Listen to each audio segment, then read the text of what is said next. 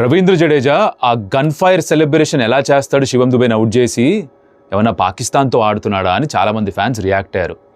మరి అదే ఫ్యాన్స్ చూశారో లేదో గమనించారో లేదో, బౌండరీ దగ్గర ఫీల్డింగ్ చేస్తూ 8th or 9th ఓవర్లో చాలా ఎమోషనల్ అయిపోయాడు రవీంద్ర జడేజా. ఆల్మోస్ట్ కన్నీళ్లు పెట్టుకున్నాడు.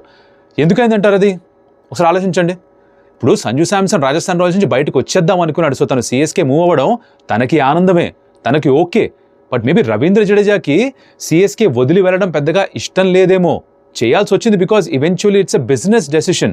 తమ్ముడే ప్యాకాటే అంటారు కదా. ఇక్కడ ఫ్రాంచైజీని కూడా తప్పుపడడానికి లేదు, వాళ్ళు భవిష్యత్తు గురించి ఆలోచించారు. కానీ ఒక ప్లేయర్కి ఎమోషన్స్ ఉంటాయి, మనిషే కదా.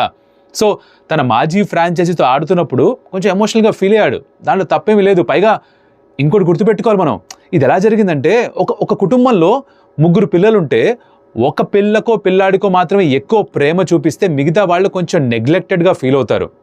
ఏ మాట కామాట ధోని మీద ఉన్న ప్రేమతోటి తను బ్యాటింగ్కి వస్తే చూడాలని తన ముందర ఎవరు అవుట్ అయినా సరే చప్పట్లు కొట్టి సెలబ్రేట్ చేశారు.